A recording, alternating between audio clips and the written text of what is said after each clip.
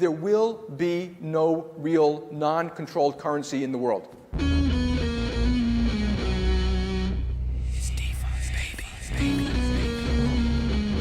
We're coming for you, banks. It's an exciting time to be involved in Bitcoin Cash at the moment. During that whole war of Lightning versus big blocks, like, were we the bad guys? Were we the ones that weren't listening? Fundamentally, we believe in markets, transparency, and tokenization. Come on, you gotta come stronger than that, you know, like...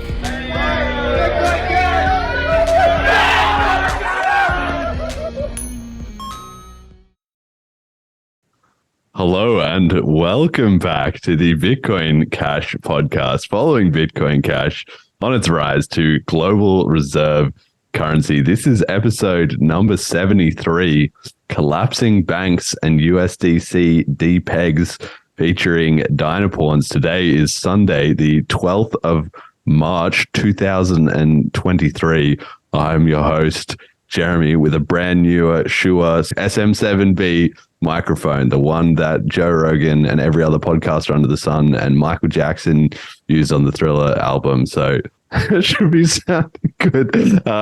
Jett is doing the producing as always, and our guest today is a recent returnee from episode 71. Of course, we had a bit of a group discussion with him, but didn't get into all great detail of what he's doing in the crypto space and how he got there. So I thought a big contributor to the BCH space and definitely deserved full episode. So I would say you came in based on the SmartBCH thing, actually, as far as I know. So I'm very interested to hear how things developed from one crypto to another and then brought into the SmartBCH ecosystem and then BCH. And then here we are today. So welcome to the show, Dinopawnz. How did you get into Bitcoin? Yeah, I mean, thanks for having me back on the show. I'm super excited to be here. Yeah, the way I got into Bitcoin is it started with, I think, Matic token. I was in a few cryptocurrencies before that. So I began with Bitcoin first, actually. So I was in Bitcoin. That was what I heard about. And what year was that? It was back in 2015 is when I got in. So I actually got in a little bit late. I don't know what I was doing before that. That's still pretty early, man. I hadn't heard about crypto at all before that. So I was literally, playing around the stock market, and then I heard about these digital currencies, and I heard that their market traded 24/7, and that got me interested as well. I was like, wow, it's not regulated or anything. It's just the Wild West over here. Let me go see what's going on in this sector. And I got my hands on some Bitcoin, and then I started reading about all the different technologies that these cryptos can do. And I think the very first crypto that got me interested was Ethereum, because I saw that there was a DeFi ecosystem, and I loved that because there was so many applications that you can use. And, I was a gamer back then, and I loved seeing that you can build so many different applications on a blockchain. And I was getting into it, and then I realized that the transaction fees were ginormous at the time. And what I thought was ginormous was only like, $6 or $10 transaction fees, and they just kept going up and up. And at the time I was thinking, okay, there's got to be a different crypto, something that's on the up and up that will do a better job than Ethereum. And I discovered Matic. So that's when I discovered Matic token. And Matic at the time was a very small coin. Everyone kept calling it a scam. There were like Indian developers, and it was only had a market cap of 50 million. And I saw potential, and I put all my money in it. I had like $40,000 at the time. I was like, all right, I'm putting it all in this thing.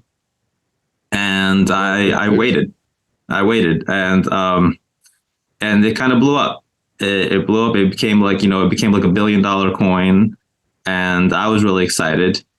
But there was something that I didn't like about Matic, and it was just that you couldn't use it for transactions and buying things. And I wanted a coin that could do all of it. And at the time, I was using Bitcoin Cash to move funds around. I would only use it to whenever time I need to save on transaction fees, I would use Bitcoin Cash. It had the cheapest transaction fees, even cheaper than Litecoin.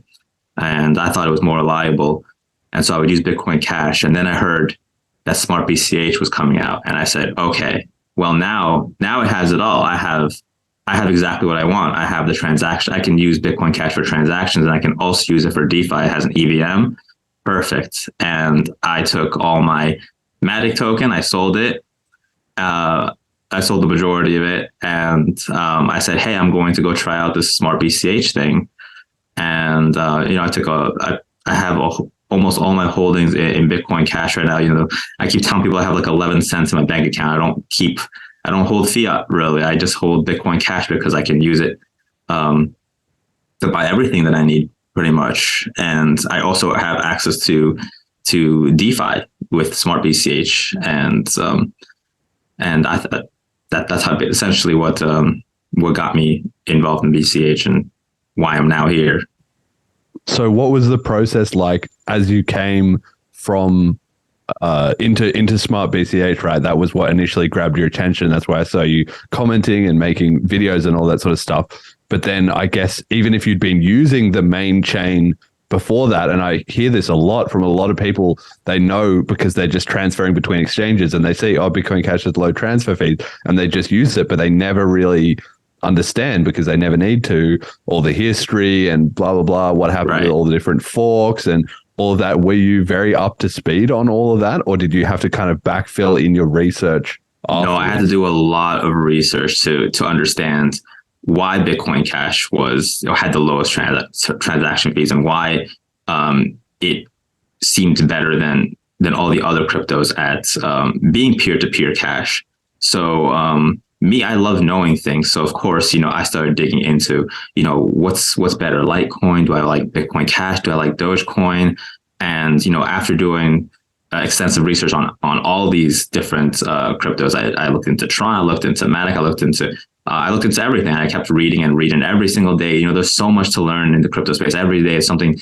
It's always evolving, always changing, and I'm always up to date because I'm usually in front of my computer. I have my 4 monitors in front of me. I'm always looking at so many different things, just reading on one screen, like reading on the other one. I have all the time. I'm watching a YouTube video. I have all this information constantly coming at me all the time, and so of course I ended up picking up on a lot of the histories and reading up on every single crypto and seeing what's the pros and the cons of each one was. And I landed with Bitcoin Cash. It's my favorite crypto. I'm able to use it daily, and yeah, that's essentially how I got into BCH. So do you have some tips then for the listeners? So besides this show, which is obviously the best info you can get on crypto, where do you have any specific places that you really like to, any YouTube channels or any other content creators, or I don't know, do you read CoinDesk? How do you get the latest up to date across the whole crypto space? Well, I do have some YouTubers that I love to follow. I'm really bad at recalling names, but if I check my YouTube feed, I can probably link them. But yeah, for me, it's mainly just I just do a lot of Googling, honestly. So basically, if I want to know about the Matic token, I'll start Googling specific questions, and obviously I'll look into whatever pops up as the top result. Maybe it's CoinDesk, maybe it's Crypto Sword, I don't know, whatever has the information. I look into various articles, whoever has an article on whatever I need to know. And I usually ask specific questions that just comes into mind. So it's not really that I go to a specific source and only read from that source. I just have a question in mind. I go on Google and I just look it up and see what different answers are. And I also browse different communities. So I'm always on Telegram, always listening. Reddit is a good way to, going on the cryptocurrency subreddit and just listening to people and hearing their experiences is really helpful. And of course, other YouTubers who make all their content, TikTokers, whoever, anything, getting your source from every single place is incredibly useful, I think, to me. Yeah, the reason that I bring this up specifically is because I think it's so interesting that we've now moved into this world where there's so much information available. I mean, obviously just in generally, but in crypto specifically, if you wind the clock back, there was only a few good places to get info, right? And so everybody was kind of concentrated on those same things. And obviously, as time has gone on, the market has got bigger. More people have come in. More people have specialized in different niches. You have obviously CoinDesk has been one of the most long-standing, but they were already kind of captured by corporate interests. What they report on can be a bit shaky at times, but now you have other Like I think the Defiant is one that I pay a bit of attention to. You've got Bankless, you've got obviously a million different podcasts and Telegram groups and Reddit and everything like that. And between all of it, it really just illustrates to me how the world deals with information, right? Because one thing that everybody can check is the price, and that is kind of in some way aggregating all of the information. And so everybody is watching that. There's nobody that is not watching the price at all, right? Or like maybe some people, but basically nobody is. But then if something happens, let's say a cryptocurrency goes down or there's some problem at an exchange or something, how that information filters out to everybody observing is always super interesting to hear, because I'm late to tons of stuff on crypto. I'm not at the epicenter of whatever blow up there is in Solana or something like that. And a lot of the time, I don't even care. I don't follow through. I don't go down the rabbit hole. I don't get to the nth degree of detail in all these coins because I don't care. Crypto is now big enough that the major market movers you can keep an eye on once in a while, but for the time being, everything just operates. And if your own stash is essentially not at risk, you're not going to put the time and effort into digging into all these different streams of information. And so that's why you obviously, and also me to a certain extent, are becoming these synthesizers where it's more about pulling out the relevant bit of information, because you can't cover everything, and a lot of it ultimately doesn't matter anyway, right? So I've just found it very interesting to see that transition in the cryptocurrency market. It's only going to keep getting bigger and bigger, right? As more and more channels come in, more and more of the world becomes interested in cryptocurrency. At a certain point, the only truth will be really what's on the blockchain, because you'll be able to find a source or an opinion or something supporting anything else you want. And that's really the whole point of cryptocurrency, right? If it's on chain, it's real. And if it's not, who knows what's going on? Right. Yeah. Okay. Well, quick, let's chat about the price then. Speaking of that. So, USD $114.09 down a little bit for BCH. We've got BTC, one BTC is 180.7 BCH, so we're up slightly on the ratio there. And one ETH is now 12.9 BCH, so it's roughly stable as when we did the last episode a couple weeks ago. So you mentioned Matic and how you kind of sold most of that. You mostly got SmartBCH. Do you play around with any of the other coins at all? Like, you're interested in Ethereum still, or Monero maybe? Yeah. So I definitely still play around with Ethereum. Monero, I just kind of hold it. I think it's a good tech, and obviously incredibly useful, just like Bitcoin Cash is for payments, and having your privacy and all that. But as for coins that I play around with, I try to stick with the main ones. Right now, I do Ethereum, Polygon, and recently, I've been using Dogecoin because of Doge Chain and all that. And that's actually a coin that I never thought I would touch, because I think for years I've always I haven't touched Dogecoin. I always said I wouldn't touch it because it derived from just being a meme coin. And I said, I don't really go after coins that don't have some sort of utility. But now, I think it actually has been evolving into something that could be useful. And because it has the support from a lot of the masses, and people are building around the coin, that I feel more comfortable using it now. Yeah, I don't know the latest on that. So can you give us a bit of as far as I'm aware, so Doge Chain they kind of have their own version of SmartBCH, right? Is that what that is? They do have their own version of SmartBCH. And I think because of what happened with CoinFlex and all that, we have a lot of developers from SmartBCH who have been utilizing Doge Chain in the meantime. And we actually have some great projects on Doge Chain from the SmartBCH ecosystem. And it's actually really incredible.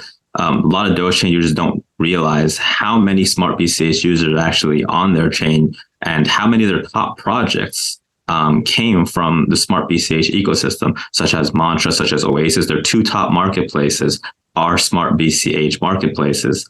And I recently had a chat with the founders of Doge Chain and stuff, and they didn't realize how big the SmartBCH community is in Doge chain. They were actually like bad mouthing BCH a little bit. I said, listen, you can't be doing that because most of your community is actually BCH members, and your top projects are utilizing developers from the BCH community, and that's how I ended up getting more involved with them, because then they started talking to me and asking for, how can they improve their own DeFi ecosystem. And so far, I think they're doing all right. And I think they still have a lot of work to do. I think that they're lacking a lot of people who are willing to work on their chain. They are still more focused, I think, on memes than actual utility. But they are definitely on their way. They're trying to come up with something, trying to create something that's useful for Dogecoin. But as of right now, Dogechain does not really have the full support of the Dogecoin ecosystem, and that's the problem that they're facing right now. Why not? What's the drama there? Why aren't people in favor of it? Well, the Dogecoin community feels that Dogechain, they're not related. It's just some side project that someone started. They don't have the support like Shibarium does of the Shiba Inu community. So I think for that DeFi blockchain that's coming out or is out, they actually have the full support of the Shiba community. But with Dogechain, it's not the same.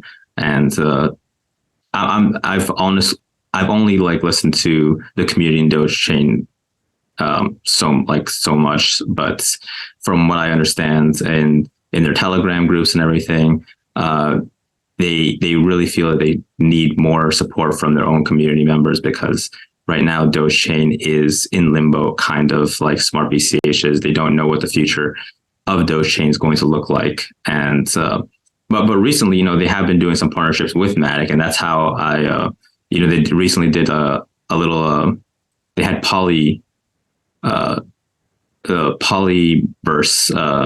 event that they had. They had like little events and booths in the Polygon metaverse, and that was pretty cool to attend. And I think there are some eyes on Dogechain, but it's not getting as much traffic as it wants.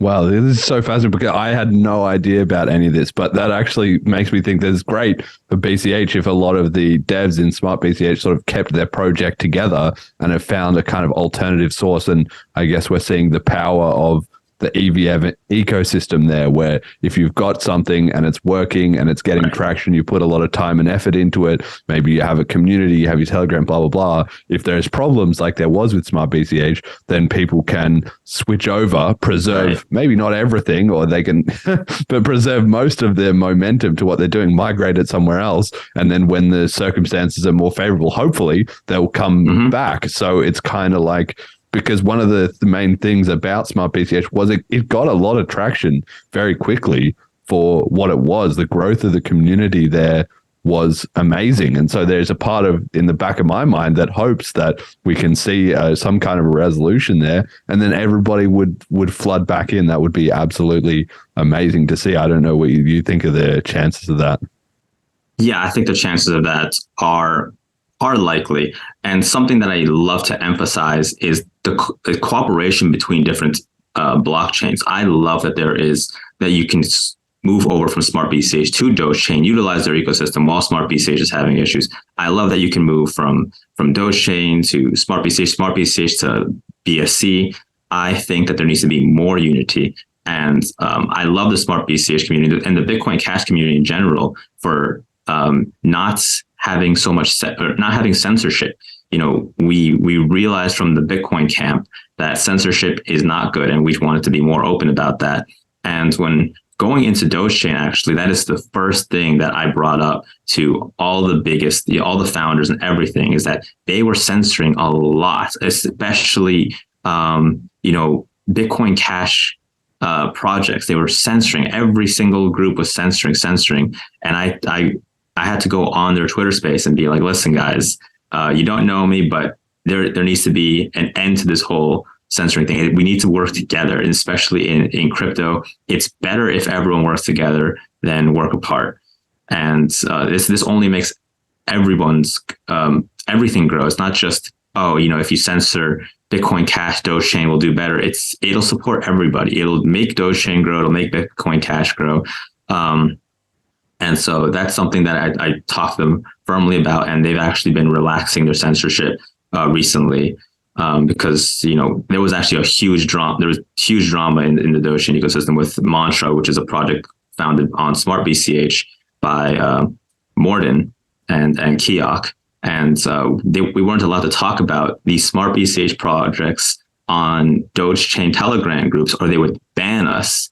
And I was the number one NFT holder of the biggest NFT project on Dogechain, and they banned me for talking about a SmartBCH project that is on Dogechain. The number one marketplace on Dogechain is now Mantra, and they banned me for talking about it.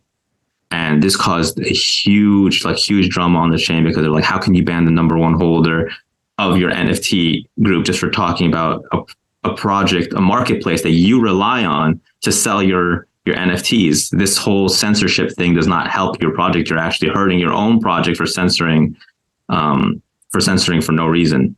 Wow, yeah, it's crazy. And it comes down to, I think, the idea that I sort of see it as a biological type of analogy, where you want cross-pollination. That's good. That's you'll make the strongest crypto community will be. You have to have a balance, right? You have to have some kind of unifying vision. You can't just say, okay, just throw everything into the soup, and if everybody has an opinion, then you can't really make any forward progress, right? There does need to be some kind of underlying philosophy, and we're going in this direction, or we're targeting this niche or whatever. But Bitcoin Cash is not really at risk of having problems with that, because it has had the strong mission of peer-to-peer electronic cash in the white paper since the beginning. Everybody understands that. That's great. And I recently been reflecting a lot on the whole, it's a peer-to-peer electronic cash system, which is something that Bitcoin Cash Autist brings up quite a bit. It's not just about the peer-to-peer payments. Obviously, we have cash tokens coming up, or we have the SmartBCH integrations.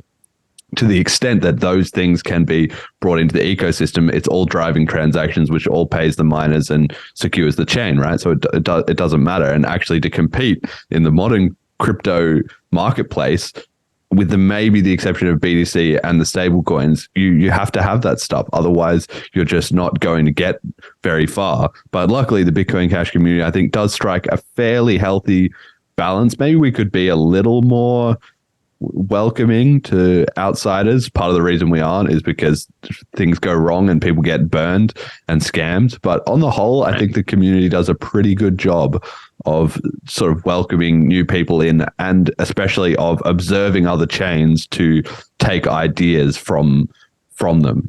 When we see something good happening, the Bitcoin Cash community is very proactive about, well, could this work here? And the answer isn't always yes, but at least the thought gets considered. Do you see a lot of that? Do you think the Bitcoin Cash, what would you like? You're giving this advice to the Dogechain community, okay, problems with censorship and stuff like that. Where would you say the Bitcoin Cash community, what advice would you be giving them on, do we have problems with that? Honestly, I think the Bitcoin Cash community does pretty well. Something that I would advise the Bitcoin Cash community is that even though we gain some hostility from the BTC side, we have an opposition with the Bitcoin maxis. I think that there shouldn't be so much hostility towards other coins, even Bitcoin. And when I was speaking with some of the Dogecoin founders, there also are some Bitcoin maximalists among them. And, they've been telling me that the reason why they are so against Bitcoin Cash, they were firmly telling me, like, we don't like Bitcoin Cash. And the reason why they're against it is simply because of all the drama that we keep saying that Bitcoin Cash is Bitcoin. And we're trying to discredit all the people who use Bitcoin, when instead we should just be saying, look, we are Bitcoin Cash, you are Bitcoin, you can be a store of value, we will be cash. We don't want to say, listen, we are everything. You can just go away. You're not useful for anything. Just leave. Because obviously there's a piece of a large community, right, who believes that Bitcoin is useful for something. They're a good store of value, supposedly. I mean, maybe they're not, maybe they aren't, but we have to be less hostile towards that idea of them believing what they believe. So if they believe that Bitcoin is a good store of value, we should let them have that belief and not be telling them that, listen, your beliefs are dumb. You just come over to the Bitcoin Cash camp because we are a store of value and we're cash. But no, I think it's just let both sides exist, and just keep focusing on the mission of Bitcoin Cash, which is becoming a peer-to-peer cash for the world, and let Bitcoin focus on their mission, which is going to be being a store of value that does not have any changes to their code base. Right? They don't want to change anything about Bitcoin. It's just perfect the way it is. They think that that's going to be incredibly useful for them. Whereas Bitcoin Cash, we believe in, scaling our blocks and growing them larger and larger based on the demands of and the space that we require in those blocks. Yeah, it's certainly an evolving space. I mean, I don't think there's ever all the animosity is kind of gonna die out, because at the end of the day, if the Bitcoin Cash community was to give up the whole we are actually Bitcoin and that kind of stuff, that kind of just wipes away the truth, essentially, is that we're never going to be able to get away from the fact that, can you read the white paper? If you've read the white paper, it's pretty obvious, but apparently to a lot of people, it isn't. And so, yeah, perhaps we can just be slightly better about nudging them in the right direction and saying, well, have you read the white paper? Have you read the old Satoshi posts? I just feel at this point, they probably have read the white paper, and they are still standing by Bitcoin simply because it's lasted the test of time. It is still the number one cryptocurrency, regardless of what we believe what we believe. So I think rather than knocking their beliefs, we should say, listen, you can believe what you want, and Bitcoin is still Bitcoin, but Bitcoin Cash is, it's got more utility. It's got all these great things about it, and you should be looking into it, and we should do it in a non-hostile way. That is my opinion. But of course, everyone's free to their own opinion. Yeah, the communities are certainly diverging over time, which I think is also a helpful thing, as much as I was talking about cross-pollination before. And that's interesting because people who are on the periphery can easily flip back and forth. Nobody knows, nobody following whether or not what your investment portfolio is. And it's just kind of the main players in each ecosystem, the people who are really dedicating a lot of their time and energy, or who are building projects in that scene. Obviously, they can't just jump ship as readily. So we'll see, obviously, if we end up attracting a lot of people kind of at the margins, then Bitcoin Cash will start seeing increased narrative presence just from people saying, Bitcoin Cash is not that bad. And we've been seeing a lot of that over time, I think. So I'm very bullish in that regard. But who knows? You're right. Where only time can heal those wounds if we're less hostile about it. And hopefully the hostile parts of their communities slowly kind of isolate themselves into more and more of an echo chamber, which they seem to be doing anyway, right? Well, I think slowly we are actually, time is healing some wounds over time. I think we are seeing more people look into Bitcoin Cash, and I believe that Bitcoin Cash and Bitcoin can both do their own thing separately, and both have some sort of use in the crypto space. Yeah. Well, I mean, like I say, only time will tell. But it's going to be very interesting to look back in 5 years. Obviously, we're 5 years out from the fork, and I think the 5 years, the divergence is only going to accelerate massively. But we'll see how that all plays out. So the big story at the moment has been the banks have finally started blowing up, and I'm loving this because my job is easy in this scenario. I spend all the time on this show talking about fiat's going to melt down, it's all a scam, blah, blah, blah, centralized crypto or banks, doesn't matter. Inflation is destroying your savings. It's all going to work out for the worst. And what do you know? It has been. So in the last week, essentially, inflation has obviously been rising as it has for a long time. And so in response, the Federal Reserve have been raising interest rates. Now, this has had the effect, long predicted by a lot of people, that it would crush asset values. So government bonds in the US and stocks.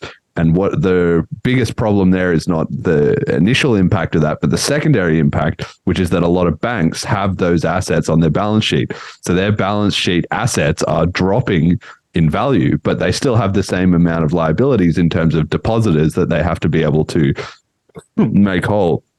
We've also, of course, had the FTX collapse, which not only means that a lot of money has vanished from people who thought they had money, but also customers are more wary and aware of these custodian risks outside of crypto. So that's now caused two major bank runs, which we'll just talk about quickly separately. So the first one was this bank called Silvergate.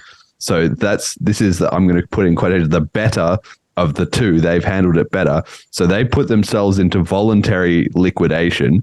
So they have $6.3 billion in deposits and apparently around $4.5 billion in assets. They previously had much more in assets, but because of these changes in their asset values, they realized, okay, guys, we're in trouble. And they said, look, we're just going to walk away. We're going to wrap this up.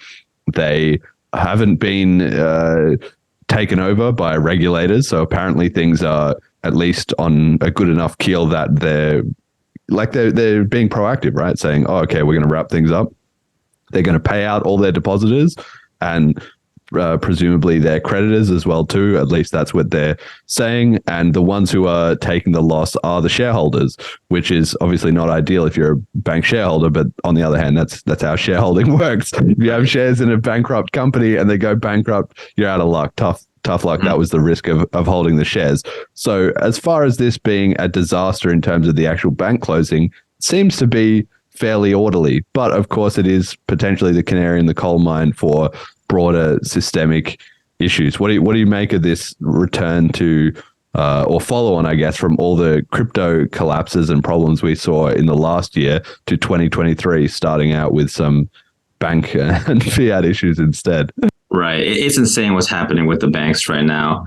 Something people don't know is that I am part Cypriot, so I am familiar with what happened with the Bank of Cyprus, and basically people's money was taken out of their accounts. If you had over $100,000 in bank account, you suffered a haircut in Cyprus if you had money in the Bank of Cyprus. And so I've always had a fear of banks, and I love crypto because of the fact that you can keep your if you have your keys, you have your money safe and sound in your wallet. And what's happening with the banks now is insane. So we had the Silvergate bank obviously go under because, of course, FTX was one of their biggest customers, and with FTX going down and with the rates going up and everything, the Fed increased the basis point by 450 points over the last year.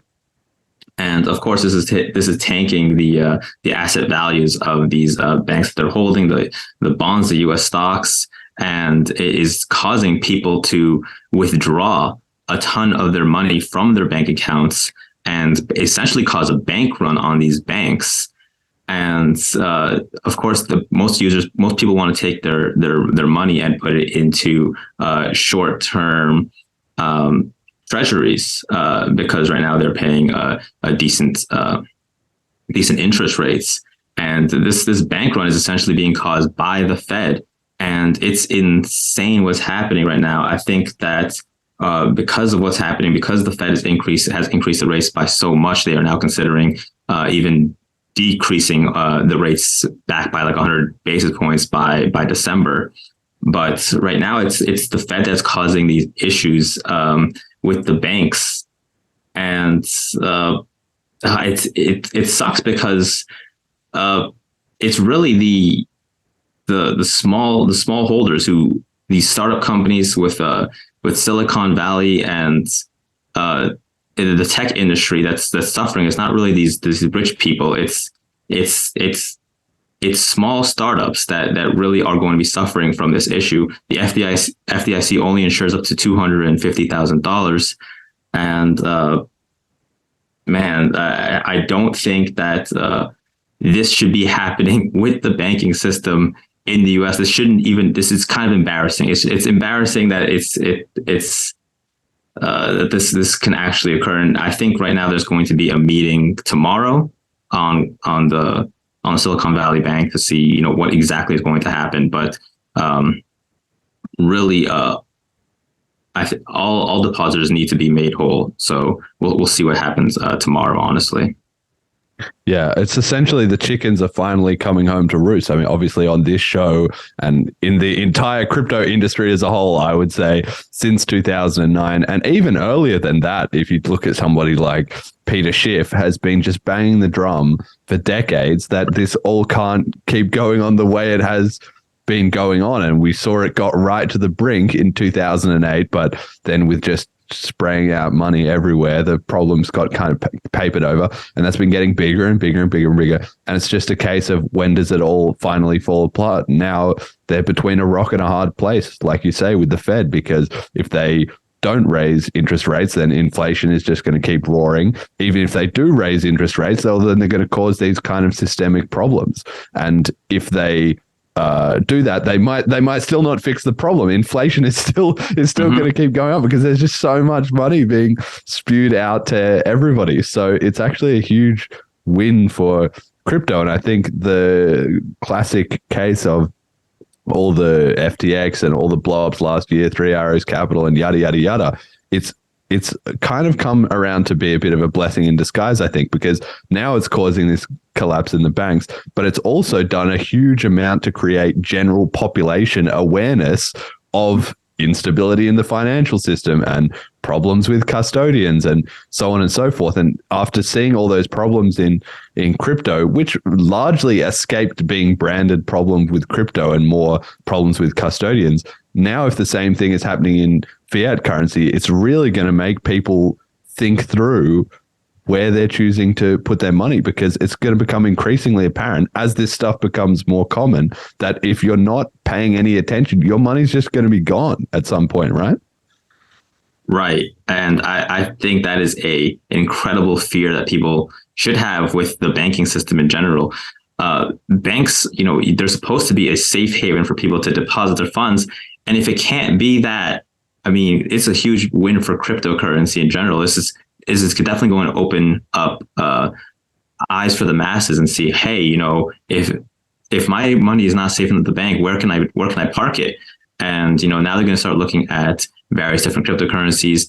Bitcoin Cash is a good one. It's a great place to be parking your money, and it's really shocking to see these banks fall, and it's not really the big banks that are suffering. It's these regional banks, of course, because they don't have the financial advisor or the staff to really understand how much these rates are really going to affect them. They didn't have the foresight to know. They've never seen these market conditions ever. This is like a brand new thing where the Fed is increasing the rates so much in such a short span of time. And so the big banks, of course, they do have the staff to say, okay, like they know how to handle these types of market conditions. But these regional banks that have never seen this before, they have troubles now. And it's definitely not good if we have all these regional banks shutting down and we have to rely on big banks only. And it's definitely a huge win for crypto, because people will start looking at that as another option to be a place to park some of their money, at least some of their money. Have some in the bank, maybe some in crypto. Crypto is definitely a viable option. I think people are starting to wake up to that. Yeah, it's amazing. So we had the first collapse with the Silvergate, and then, like you said, there was this second one, Silicon Valley Bank. So they were the 16th largest bank in the US. So not the absolute big fish, like you say, but they weren't, necessarily that small either. So on Friday, they got shut down by the California Department of Financial Protection and Innovation over insolvency. So there's around $211 billion of assets supposedly up for grabs here. But what happened was that more than apparently 50% of VC funded American companies had their money in this bank. Why? Because Y Combinator and a couple of other of those sort of big players just advised all their companies that they were investing in, just do a deal with Silicon Valley Bank, because that's, we've already got everything established, sign the paperwork here, blah, blah, blah. So all these startup companies had all their money in this bank, right? But then some questions emerged about their solvency for the same reasons as the Silvergate one. And then those large founders of Y Combinator and all that, they put out an announcement to all their founders saying, guys, we're worried there's a problem there. So they both created the preconditions for and then triggered off a bank run on the assets where they had all their own money in there. So up to $42 billion got taken out in a single day. And Silicon Valley Bank discovered, obviously, when the money is flowing out that fast, if you don't have enough to cover it all, you're screwed. And they probably can't redeem that much anyway, because not all of their cash or all of their assets, it's not just 100% cash on their asset side. They're obviously going to have investments that are going to take time to sell off. And if you sell too much, you lower the price of the rest of them. And then, you get caught in a bit of a catch-22. So we're now in this scenario where potentially loads of these VC funded startups are all essentially just going to go bust overnight because their money was all parked in Silicon Valley Bank and that's all gone. So they're trying to lobby for some kind of government intervention and bailout, but that's probably hoping for a bit too much because, well, obviously for those companies and individuals involved, it does suck. I don't know that anybody else is going to be really cheering for the banks or the government to ride in to the rescue of these startup companies because, as everybody knows, startup companies, it's a risky business by definition. And the ones at the top who are funding everything, Y Combinator, the big investors, nobody's really crying too much if they're losing their money. It's not like the average retail investor, oh, mum and pop businesses are going out of business or anything like that. It's kind of like, well, you guys were making a lot of risky bets and making a lot of money. And if you screwed up with your management of the bank, that's kind of your own problem, or at least that's the way I see it. I don't see a lot of public sympathy for bailouts or, saving the poor tech workers. What do you think? Well, okay, so $42 billion withdrawn a day is an incredible amount. And I know that, Silicon Valley, they had to liquidate, was it like 20 something billion in bonds and stuff. And they still ended up having a hole. And of course, the FDIC took over the bank and is now looking for a buyer, for the bank to hopefully plug this hole and make all depositors whole. As for the people who lost out and them not being poor mothers and fathers or whatever, I think what's really at stake here is that these tech companies who do have their money deposited with Silicon Valley, they have no money right now to pay out their workers who work for them, and that's an issue because people definitely there are some people who rely on this income from all the tech companies that they're involved in.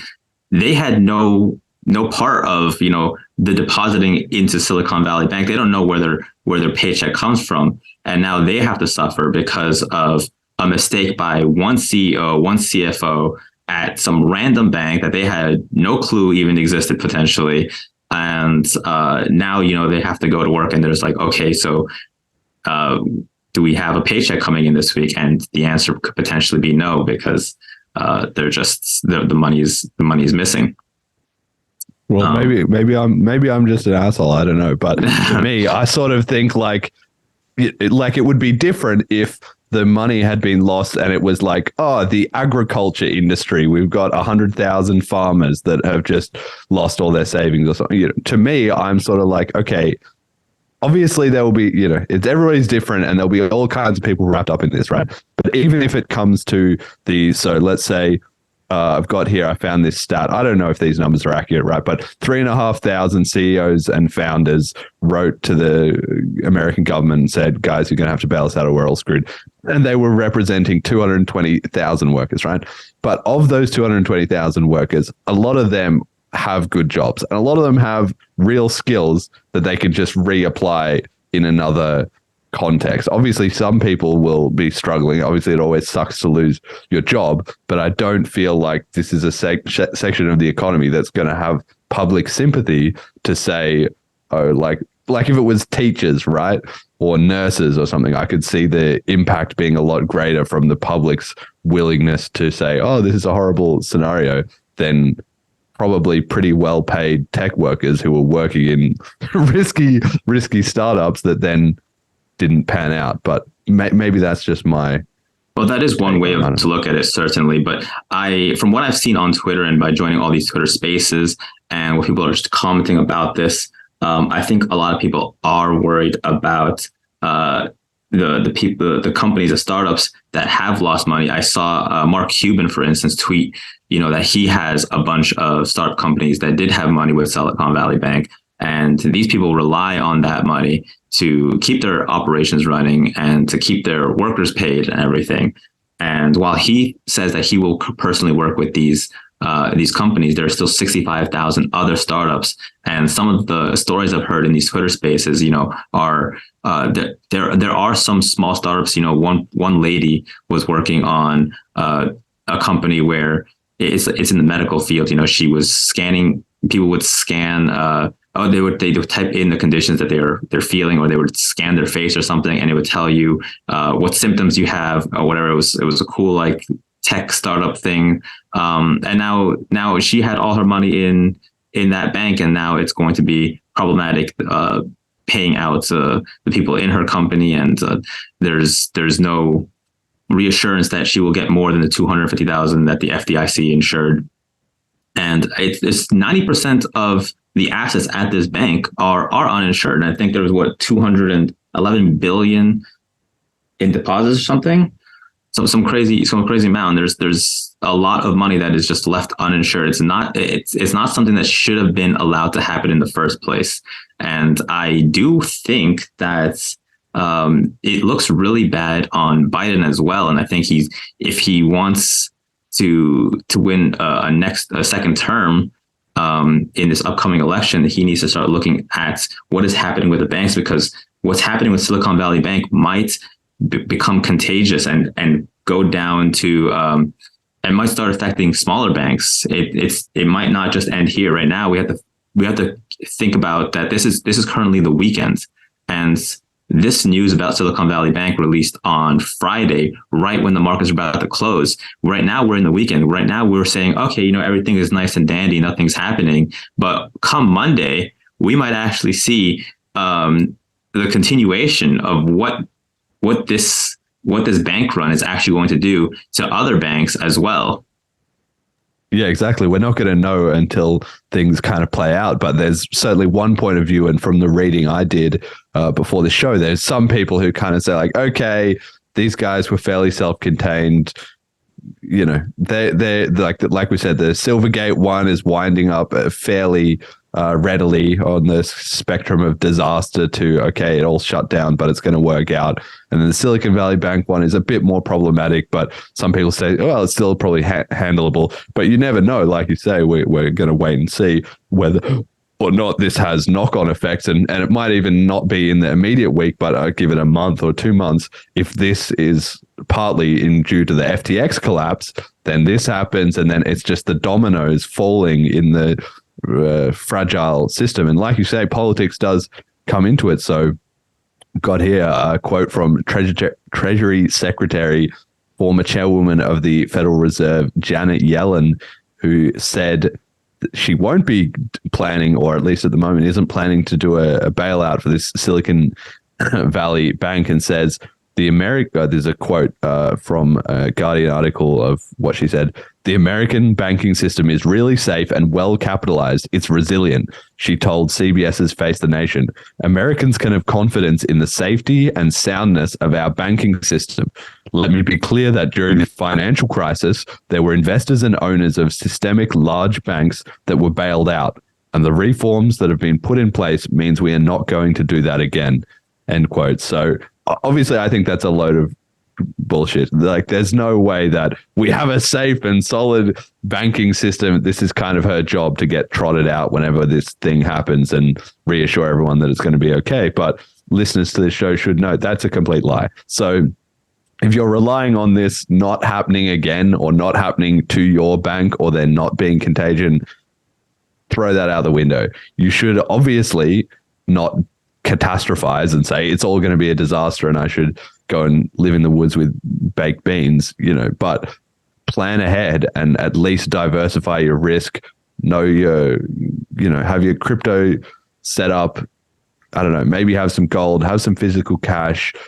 Like, it's the most predictable thing in the world that these problems are going to keep happening and in fact get bigger, whether we see it immediately as a knock-on effect of this, or as a greater sort of repercussion. And King BCH in the chat made a really good point saying bail out the Silicon Valley VCs by creating inflation and taxing the poor, right? That's where the politics comes into it, is if people can be convinced, oh, okay, it's so terrible for people who lost their money, we should reimburse them. That's one attitude. But if the general public gets the idea that any bailouts and so on are going to affect them directly, because then they're going to be paying higher prices for everything, that's where the free, in quotes, money is coming from, then they're obviously going to have a different attitude, right? It's much easier to be empathetic until you realize actually your money and your purchasing power and your wealth is on the line too. So I like this idea that you have, that the political element is going to be quite important. And I guess we're still 18 months away from another US election. 18 months. It might be. Or is it 12 months? It'd be 2024 sometime, right? Wasn't the last one in 2020? Yes, it's always 4 years. So 2024 is the next one. I don't know when in 2024 it will happen, but it's soon. Okay, yeah. So I guess that's a bit of a backdrop to all of this. What do you make of Janet Yellen? Do you think her saying that it's different this time, it's not like the 2008 financial crisis, everything's resilient and well capitalized, is that a load of bullshit? So it is a load of crap, obviously, what she's saying. But to her credit, I think that is the only thing that she could have said. If I was in that position, that is literally, those are the only words I could have said to not cause a further bank run. And what she's saying is pretty general. So she's saying, the American banking system is really safe and well capitalized, compared to every other financial institution, or compared to other countries, then yes, it is pretty safe and well capitalized and resilient. And of course, this is literally the only things that she could have said in this situation, and to hopefully give confidence to depositors that you can feel safe in keeping your money in the banks. Don't go and withdraw all your money. But yes, it is scary what's happening right now with these banks, and I think that. It is very important that Silicon Valley bank depositors are made whole, because it's while you're saying, the tech industry, they don't need the money or whatever. These are a lot of startup companies, a lot of tech institutions. These are the companies that the US basically relies on for so many jobs and things. If they don't have their money back, that's a huge blow to a whole bunch of different sectors. I think it could create a domino effect, like you were saying. So some way or another, I think it is incredibly important for every single depositor at this bank to be made whole. And I think if we don't see that happen, we are going to see the effects of that very, very shortly in the coming weeks, to see what else, what other problems end up happening due to this crisis. Honestly, it is kind of a crisis. I think people should be taking it very seriously. It's the 19th largest bank. It'll set the precedent, right? If they just say, okay, the Silicon Valley people are just screwed, like tough luck, we're just going to let them fail, which of course always happens in crypto. No bailouts in crypto. There are no bailouts in crypto. Unless somebody comes in and wants to take a punt, CZ or whatever. But generally, there's no bailouts in crypto. But in the fiat system, you always have the chance of, will they or won't they? It's like a rom-com drama. Will they? Won't they? Janet Yellen and the latest bank, is she feeling good about them this week, right? So, and I agree with you. She can't say anything else. That's what she says every single time. When she was the head of the Federal Reserve, it's like, we need some chat GPT, Janet GPT to just come out and everything is well capitalized. The situation is under control. Systemic risk is not an issue. It's the same script every time, because whether it's a big problem, if it's not a big problem, she's telling the truth. And if it is a big problem, she can't say that, or it's going to make the problem worse. So exactly. Yeah. Exactly. Put yourself in her shoes, and it's like, well, if I was in that same situation, this is all I can say right now, is to not make the problem worse. The main thing is to not make the problem worse. So, of course, yeah.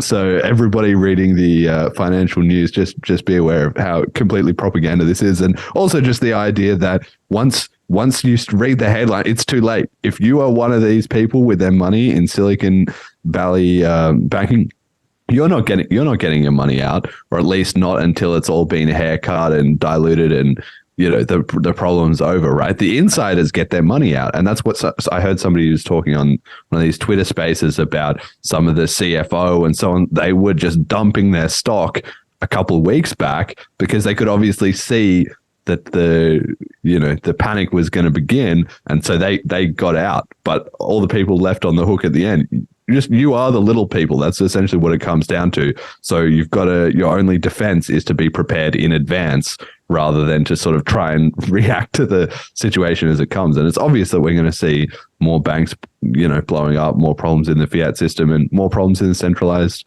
crypto ecosystem as well too. So I think, the message of this show just bears repeating, which is learn how to use crypto, not your keys, not your coins.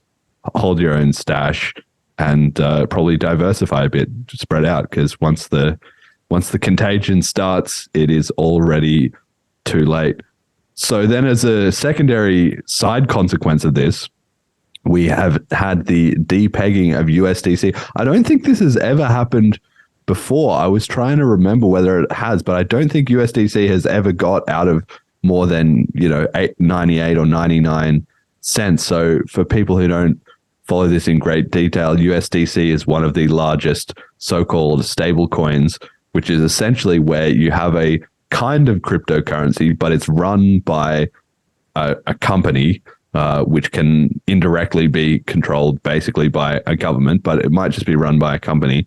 And they have a bunch of dollars in their bank account, and then they issue a bunch of crypto tokens, and then they say, voila, these crypto tokens are worth $1 each. And if you send us some of the crypto tokens, we'll send you back the $1. And if you send us some dollars, we'll send you some crypto tokens. And that lets people in the crypto industry hedge, in theory, their money and avoid volatility risk. If they want to, sell some Bitcoin and hold some USDC, well, then they know, okay, it's in $1. And if the crypto market is crashing, they can wait before they buy back in. Or they might want to be using it for daily transactions, like in Argentina or Turkey or whatever. So Circle, who runs the USDC, has the second biggest stablecoin with about $40 billion of market cap. So there's about $40 billion of USDC. But they announced that their $3.3 billion of their reserves was in this Silicon Valley bank, which is now in jeopardy and in crisis. So as a result, the price of the $1 USDC, which is supposed to never change, or maybe not outside tiny little fluctuations, crashed down to 88 cents yesterday, but has since recovered up to about 96 cents today because Jeremy Allaire, who's the CEO of USDC, came out and gave some sort of reassuring comments that we're going to back this up no matter what and blah, blah, blah. But when these tokens start to crash, it really raises a lot of concerns because firstly, you can have knock-on effects in the rest of the DeFi ecosystem. Things that are backed up with USDC collateral will liquidate, and sort of make the problem worse in a bit of a snowball effect. And then secondly, on top of the DeFi liquidations, you also just have this idea that an 80 cent or 90 cent USDC doesn't mean that if 10% of the money is missing, it's worth 10%. It's worth 90%. It doesn't work in a 1-to-1 ratio like that. It's more like if 10% money is missing, then some of it is still worth $1 and the rest is worth $0. So it becomes a race as to who can redeem their coins in and get them out at the $1 rate, and then everybody else gets screwed as the coin goes to zero, which is not exactly like what happened with Terra Luna, but it's similar in that way. So Coinbase has suspended some of their trading pairs because of this inability to redeem USDC at $1. And obviously we've seen other stable coins in the market adjusting. So Tether has actually been above $1 because people are trying to escape one stable coin into another stable coin. USDD on Tron is at 97 cents. DAI is at 96 cents, and the Binance USD is at $1.01, plus UST is obviously long dead at this point. So I think we're seeing an interesting array of stablecoin responses to this market volatility at a time when stablecoins seem like they should be a good option. What do you make of the stablecoin responses to banks blowing up like this? Right. So USDC, of course, having 3.3 billion at SVB, that's 8% of their $40 billion market cap. Of course, that did cause, the depegging yesterday. And this I think this is the first time that USDC has depegged this far off. And it just kind of shows how risky stablecoins really are. Because I think stablecoins might even be riskier than, just having your money in traditional bank, because you're relying on multiple centralized entities, and it just keeps getting worse and worse the farther down you go. So, first you have to rely on the bank, and, that's already risky in itself. Now you have a stablecoin USDC, so you have to rely on the bank and Coinbase, two centralized entities. Then you can even go further down. CoinFlex, for instance, relied on USDC. They had their backing in USDC for their Flex USD coin. So now you have, if you were using Flex USD, you had to rely on CoinFlex, Coinbase, and the banks. And the bank. And then in SmartBCH, we had one user's Kane's SBUSD, which relied on Flex USD. So now you have SBUSD, you have to worry about them, and CoinFlex and Coinbase and the banks. So the farther down you go down this rabbit hole, it is actually like one of the riskiest things ever to have your money parked in stablecoins, because of if anything fails along the chain, then you have a chance of losing everything. And that's what we've seen this year multiple times with Terra Luna, and now we have USDC and all these different centralized entities. And it's really showing the dangers of centralized institutions and why we should be focusing on a decentralized ecosystem and using crypto the way it was meant to be used, in a decentralized manner. And it's honestly, it's really shocking what happened with USDC. Is I thought of it as the safest stable coin up until now. Like I was saying before the BCH podcast, I had some friends asking, what stable coin should I be using for my transactions? And I recommended USDC just 3 days ago, and look what happened now. I really thought it was the safest stable coin for them to use. And now what can I recommend now? USDT. It's a whole situation, a whole dilemma going on right now with stable coins. Yeah, but one of the interesting things I've thought about this scenario is, in a strange way, obviously it's hugely validating the idea of proper decentralized cryptos like BCH, but in a way, it is also kind of validating the whole crypto free market approach with regards to the stable coins themselves, because there are multiple. I mean, there's only one US dollar, right? There's one Federal Reserve, and they fiddle around with the rates, and there's that, right? But in the crypto market, okay, you have Tether, you have USDD, you have DAI, who have the kind of algorithmic stablecoin, you have Binance USD. And so even though we've seen this big problems in USDC, it seems like the variety of options has responded differently. Some of them, like Tron and DAI, have lost a couple of cents, but they're still kind of hanging in there. And then because maybe they're affected in a similar way or as a knock-on effect, whereas then Tether is surviving this crisis. Not that I'm any big fan of Tether.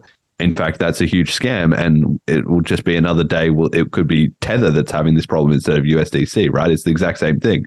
But the point is, because there's a bunch of different options, maybe they're not all having a problem at the same time. And even to the extent that one of them is having problems, people can kind of migrate to the others. Like if you have USDC, you can still swap it out for another one and maybe take, like, let's say a 10% loss, but you've now cut your risk of it going to zero, or you can distribute into 5 different stable coins if you want to do. Of course, maybe that's not the best thing. Maybe you should actually just have it in physical cash, or you should buy a proper decentralized crypto. But it's this idea of a more resilient free market where there's a variety of options. I don't know. I just see it as actually kind of validating crypto, the fact that there is 5 stable coins, and if one of them blows up, well, the others still carry on, right? Well, the problem also is that with USDC collapsing, it did affect some of the other stable coins, such as DAI. DAI has also lost its peg. And even in the banking sector, when SVB started having its bank run, a lot of stocks on different banks started plummeting. So there was definitely correlation between one centralized entity going down is affecting others as well. And I don't think it was just DAI. I think it was USDC, DAI, and one other stablecoin. I forget which one right now, but there was multiple stablecoins definitely losing their peg, and the one that didn't lose its peg somehow is Tether, of course, and everyone was definitely moving over their USDC to Tether, to the point that Tether actually went to $1.01 in price, and it was holding above $1 for most of yesterday and probably today even. Yeah, it was up to $1.06 on some exchanges as everybody was dumping. Of course, the market just arbitrages that out. But we've got a hot take that somebody brought up in the chat from Jess Quick on Twitter. Is actually a pretty good one. He said, among the high cap stablecoins, the regulated and well-managed ones will go down first because they have to be accountable. They can't just bluff, crime, and counterfeit their way back to solvency. The last one standing will be the shadiest, which is why the entire concept is toxic. Consider two banks. Bank A is a regulated bank that guarantees 50% reserves and is heavily audited. Bank B is run by a crime syndicate, has zero reserves, and has an illegal money printing machine in the back, which is basically what Tether is. There's a sudden run on both banks. All depositors demand their money. Half of Bank A's customers get their money back, then the bank has to declare bankruptcy and default on the other half. All of Bank B's customers get their money back. Bank B stays in business and buys out Bank A. End quote. So that's essentially what we're seeing here, is that Circle and USDC have been known as one of the most trusted, legitimate operations. And in fact, the fact that they had their money in what's called Silicon Valley Bank is perhaps a part of that. Like, they were doing what was industry best practice with all these other VC firms that had all sort of done their due diligence and yada, yada, and now they're caught up in it. Whereas Tether, who are just, nobody knows what's going on. It seems like a complete scam. There's no real transparency or accountability. They are just doing fine, at least at the moment, because if there's any problems, they can just cover it up with more lies and more fraud, right? So perhaps we'll see a sort of consolidation from the top down, where the bigger stablecoins slowly fall apart as the whole concept proves unworkable, but then the shadiest ones suck up that market cap until at the end they're just the ticking time bombs to blow up last. Right. I think most people describe Tether as that sort of black box. Nobody really knows what's going on with Tether, but because Coinbase Circle was following all the regulations of New York and were doing things by the book in a way that was financially advisable, they are now caught up in the whole banking crisis right now with the bank run of Silicon Valley. And because we as users can see what's happening with the banks, and we have confirmation from Circle that they had $3.3 billion with the bank, that is what's causing the depeg in USDC. Whereas with USDT, we have no clue what's going on with them. And so there's no reason for people to sell off their USDT right now, because they are that black box where we have no insight as to their workings, their financial situation. And so it seems like, Jess Quick, might be onto something with his tweets, and that it's the bigger stable coins that will probably go down first before we actually see, the shady ones fall. Yeah. So speaking of CoinFlex, before, like you were explaining that layered cake of problems, we've also had news this week where the Seychelles court has approved CoinFlex's restructuring plan. We've covered that on the show previously a couple months back. You can go and look at those episodes. I think it was 50.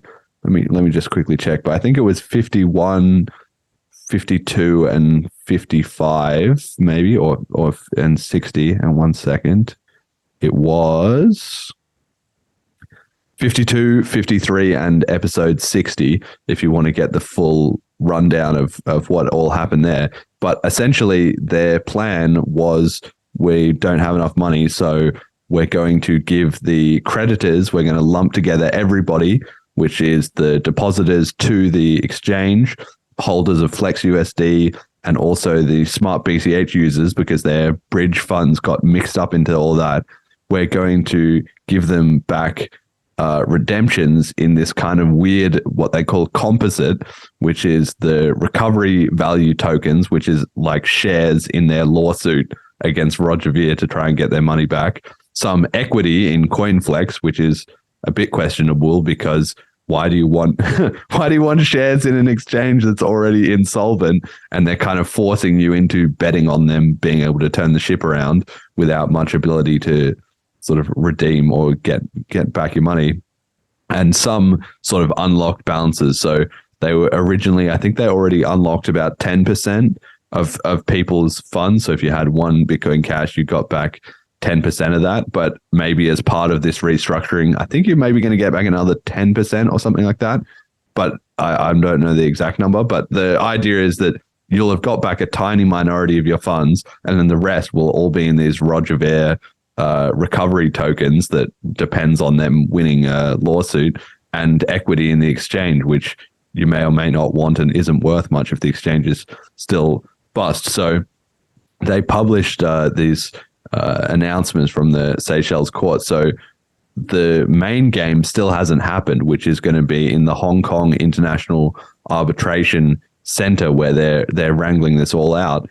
And part of the claims there has been that Roger has said, oh, okay, well, actually, you guys still owe me $200 million. So CoinFlex themselves admits that even if they got back their 84 million, which was originally 47 million, but is now 84 million, even if they got that back, they would still be some ridiculous amount of millions, like still like 50 million plus in debt. They would still be screwed. And then Roger says they then owe him 200 million on top of that. So they really, I don't know where they're going to get all the money. What seems for sure is that they've just taken away everyone's funds, and probably to the extent that people see some of it back, it's not really going to be very much. Is there any reason for hope here, or is everybody who's still waiting on their CoinFlex funds just kind of screwed? In my opinion, it's very unlikely that people see the return of the funds, and I think that is something that Roger Ver argued in the litigations and in the documents in that court that he was fighting over. He said that basically the CoinFlex basically casted a vote for its users, saying, vote yes on this, and you'll see 20% of your funds come back. And Roger Ver said that this is an unfair way to cast that vote, because you're basically saying, hey, if you vote no, well, you're not seeing those 20% or whatever of your funds. But if you vote yes, you have a chance of getting some of them back. And the CoinFlex is basically strong arming its depositors into saying, hey, vote this way. So, and Roger Ver was saying it was unfair. The likelihood of seeing all of these depositors made whole is just, it's incredibly unlikely to me, unless, of course, Roger Ver does end up giving back the entirety of the 84 million, in which case there's still a $50 million hole. And according to Roger, CoinFlex was never profitable enough to, I don't think, ever make back that 50 million. So that's also another thing that CoinFlex depositors have to keep in mind, is like, if operations were, doing great again, and they were getting all this income, would it even be enough to cover the rest of the hole? I don't think so. I think that this hole that CoinFlex has made for themselves is kind of too vast, and it's something that Roger brought up multiple times in his court case, saying that we would rather, most depositors would rather invest in a company that is doing well and thriving, not one that is already so far down and negative and has little to no chance of recovering. And so, honestly, I think it's just a matter of liquidating CoinFlex's assets and trying to get back as much as you can. And hopefully for SmartBCH, we end up getting back the 33,000 Bitcoin Cash that was promised, which is about 1/3 of the total deposits. So I think SmartBCH was entitled to 10% off the bat, and another 20% should come. So a total of 33,000 Bitcoin Cash, and it's the same deal as every single creditor of CoinFlex. they will get back roughly 30% after this restructuring deal is put into place, supposedly. Yeah, I mean, obviously, from the community's point of view, that's a complete scam because there was 101,000 BCH put in, and that was always prefaced many, many times. And you can follow the paperwork and whatever and find out that, okay, we're going to segregate that. It's a separate thing. We're going to treat that differently. We're acting as the custodians. But there was questions raised. I mean, obviously not enough sort of pressure and due diligence was done, but there was a lot of emphasis put on at the time. Okay, what if CoinFlex goes bust? Will these SmartBCH stuff be separated and be fine? And there was many assurances that yes, it would all be okay. Of course, in reality, once it came through, actually, that's not what happened at all. It turned into just, we're going to just sweep up these funds into everyone else and completely fraud and renege on what we'd said before. So obviously, it's a disaster for the SmartBCH funding, but even now that we're in this situation, if 1/3 of the funds did actually come back to the SmartBCH bridge, well, that's a lot better than nothing, which I guess is the current outlook in this scenario. And part of this restructuring has been claims by CoinFlex and by Mark Lamb that I've seen on Telegram that he's going to do something with this SmartBCH alliance and give them back some of the money, but I don't know who that is, or I don't know. There seems to be very little information as to who they are or what their plan is or how they would be any different to begin with. So do you know any more about that? Or when you said at the start that SmartBCH you think is quite likely to make some sort of a comeback, do you think that can happen without any return of funds, that the community could just scrape it together and make it work? Or how do you see that playing out? I believe that, so it is true that we don't really have any information from SmartBCH Alliance, but I think in order for SmartBCH to make a comeback, we would need the 33,000 BCH from CoinFlex, and we would need the rest of the whole to be plugged by the SmartBCH Alliance. And while most people do not see that happening whatsoever, I do remain hopeful that is the plan, because that is what was outlined in the restructuring deal. Maybe I'm being too hopeful in thinking that that 66,000 BCH hole will be plugged.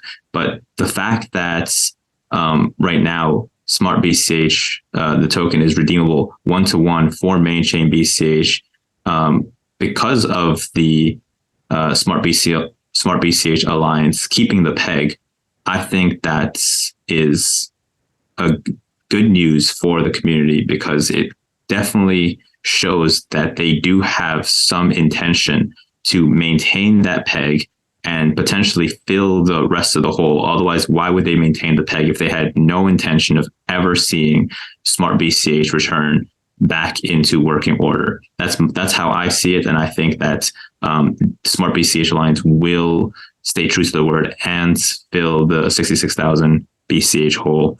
But once again, that's just very hopeful thinking on my end.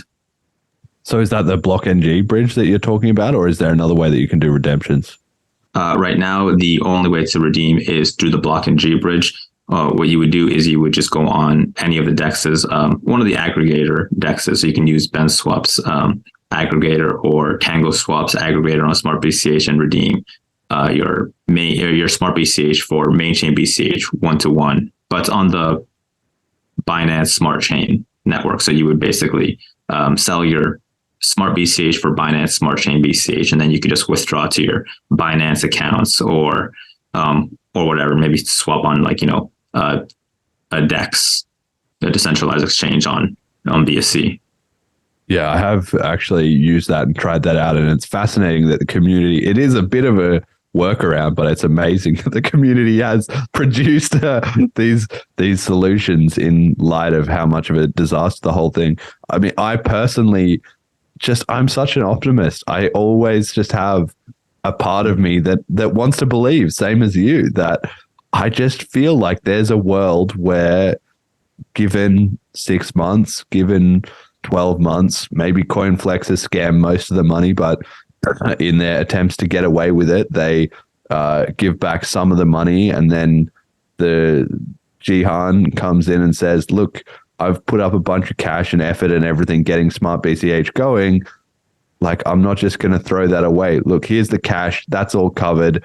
Boom, you're back to it. Of course, we do need a better bridge solution. But there still seems to be that potential. The community still seems to be there. Like you said, a lot of projects got saved by migrating over to other chains, and even the ones that didn't, it's still operating, right? There's still projects that you can use, and there still seems to be users talking about and discussing it. And it just seems like it's going to fall from heaven on it. BCH has so much bad news all the time. I have so many problems because we do everything the decentralized, slow, organic way. I could just see a world. Maybe this is just complete cope or hope on my part, but I can see one where things just, everything's kicking off. BCH is getting a bit of momentum. Suddenly the community has a bit more money. And then suddenly cherry on the cake is that SmartBCH announces, okay, we found a way to make this work and we're back in action. And that just provides a confluence of events that gets even more hype into the ecosystem. But the whole genius of it when it first came out is that it attracted a load of new people. So you can always have 99% of the crypto ecosystem that doesn't know. Like, the CoinFlex news was a big deal, but it still didn't register really with tons of people. If it was suddenly like Bitcoin Cash is popping off, SmartBCH is back, there was some problems, but they fixed it. That explanation works for so many clueless people so often that it could happen, right? Yeah, sure, it could. Okay, is that something that you want though? Well, of course I want everything to go back. It was such a good project. When it was working, it was doing great. It was bringing in loads of new people to the community, like Dinopawnz, for instance, and you're still here now. That's the whole point. You came for SmartBCH, but then you also learned about the rest of the ecosystem and got really involved and everything. And even after that had problems, you stuck around for it's like the bait. That's not really the right word, because ideally it would also work and be a success and people would get benefit out of that too. But on the other hand, it drove so much traction and interest. And I just see such a perfect synergy between us having cash tokens coming out, a lot of excitement and hype and new tech being built there. And then if you had a similar stuff going also on a SmartBCH, then the network effect compounds on each other and it could be amazing. But I don't know what the realistic chances of that are. I think that would be, a really great outcome. But I'm not sure how, especially with a lot of the OGs being like, we put too much trust in this. We shouldn't have let this happen. And we did. And we should take some accountability for that. I don't know if we'll ever get that same hype back unless we 10x the amount of new people that really do come in, because most people with, I feel like, the most influence in the space will be like, maybe don't be so hype about this. I don't know. I definitely don't have the same kind of optimism that you guys have, but I'm also still, cranky from the past week. So we'll see what happens. Stranger things have happened, and maybe it could prove its reliability over time. That's what I'm saying. If it did suddenly come back together, I'm not saying everybody would just suddenly go and dump all their BCH in there. But if it was working, and maybe people could put in, a tiny sliver of cash, a bit of excitement could get going up again. The new bridge solution, whatever that turned out to be, could prove itself, and then we could kind of go from there. But who knows? Well, I think the way the excitement could come back is just projects being built on the network again. It just takes one really good project to be like, oh, wow, I really want to try out that thing. That's on SmartBCH. Wow, okay, I can bridge my money from Ethereum network. I can bridge my money from the BSC network onto SmartBCH to use the protocol that you have developed, you've created on this chain. And I think that's really cool. And I love being able to use my Bitcoin Cash and move it from Ethereum network to the Binance Smart Chain network to SmartBCH to Doge Chain. I'm able to move it all around without ever having to touch a centralized exchange. I could just do it through DeFi. I think that's what's really cool. And there are still a lot of projects that are being built on SmartBCH, still being worked on. People have been using this bear market time to keep developing. And I think that, as soon as you see something that's really cool that you want to try, you're like, okay, well, how do I try it? I have to move Bitcoin Cash onto the SmartBCH network and see how this thing works. Maybe someone will develop a really fun game on SmartBCH. Josh Ellithor, for instance, still has the Clementine's Nightmares that he's working on, and one of the chains that he wanted to have that game work on was SmartBCH. So of course, if there's Clementine's Nightmare on SmartBCH, why am I going to use the more expensive blockchain to play this game? I don't want to pay so much money in transaction fees. I'm going to use SmartBCH, plus all my money is already in Bitcoin Cash. Why am I going to swap it over to like some other crypto that I don't want to use? And I think SmartBCH definitely has a place if it's working properly. If it's got a working bridge, the Shoutouts bridge seems like it's practically ready. It just requires the necessary backing and to go live. And I think that should happen shortly, hopefully in April, hopefully sometime soon. The sooner the better, of course. But yeah, for sure, I think it just takes one good project to really get everyone enthusiastic about SmartBCH again.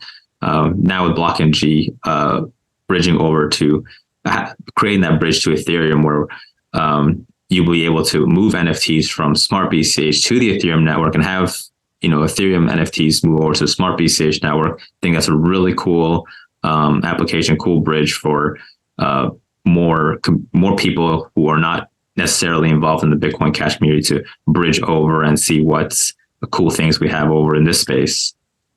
Yeah, I don't know how convinced I am about the Shoutouts bridge is basically ready. It just needs the backing. I mean, the backing is one component of that, but I haven't seen any significant evidence of that. But has there been some recent development there, or what makes you say it's basically ready? Kui has been posting regular updates on his research SmartBCH website, and the last that we've heard about the Shoutouts bridge was that it was in testing, right? And now he hasn't even been posting about it. He's been posting about this Elfengard protocol that he's been working on for SmartBCH and for main chain BCH. And so that gets me thinking optimistically, maybe too optimistically, that he is basically, I'm thinking that he's basically ready with the Shoutouts bridge, and talking to BCH Fools, who is a big part of this. He's part of the BCH Alliance.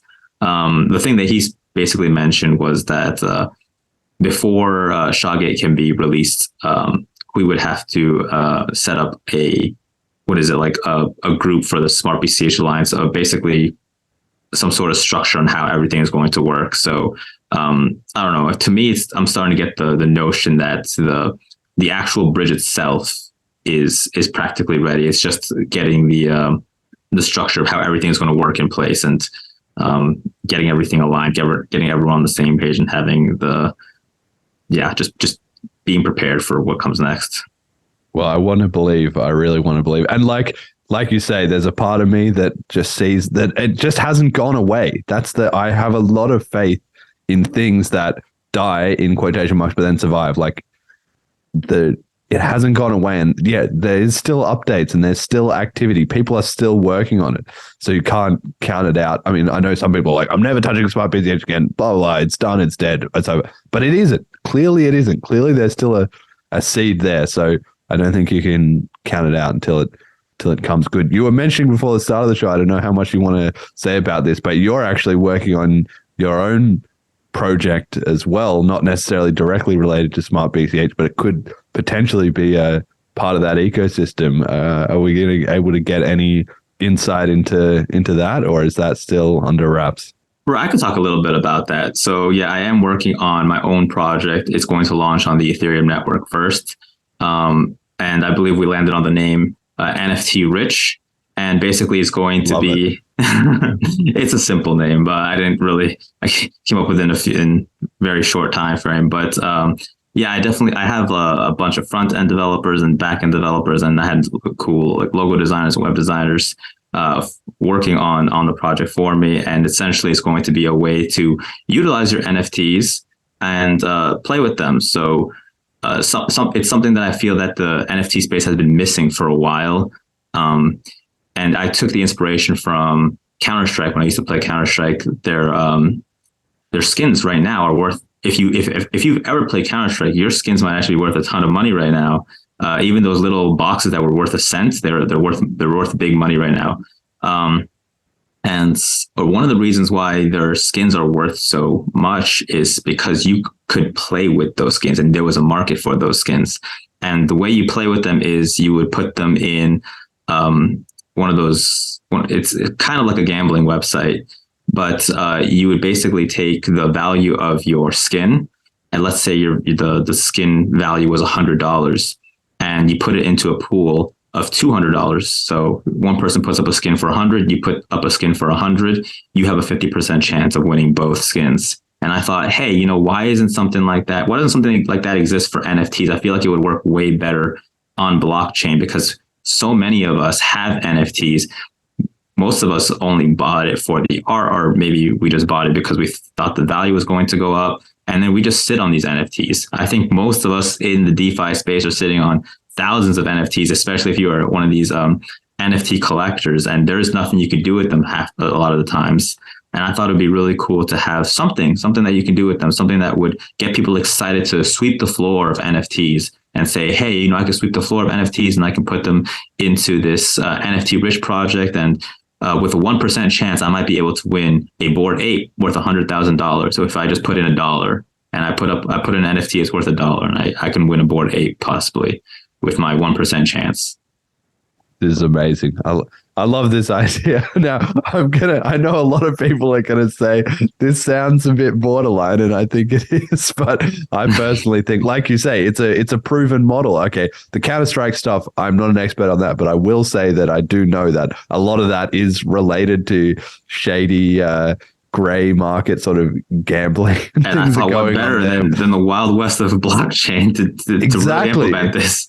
Exactly. It's perfect. And on crypto, you could also do it where it could be provably fair, right? Satoshi dice have already shown that, where unlike Counter-Strike, you don't know what's the, it says 50-50 odds, but it really could be 99 to 1. And, it's all rigged behind the scenes. But with the blockchain stuff, you can make it so that it's cryptographically provable and you can look into it and see that everybody has a fair chance. And so that being the case, it could then be an attractive alternative. And like you say, I think that would be pretty hype if you had somebody who was like, I'm going to put one of these more known projects like a Bored Ape or something, and they, for whatever reason, maybe they did it as a marketing stunt, or maybe they had their own, desire to try and win a load of NFTs or something. If they could bet the Bored Ape against like 100,000 NFTs that the whole community had all chipped in against them, that would be so cool. And that's something that I loved about when I used to watch it on Counter-Strike too, because sometimes you don't even have to play. You just go there to watch. Like even just watching it, like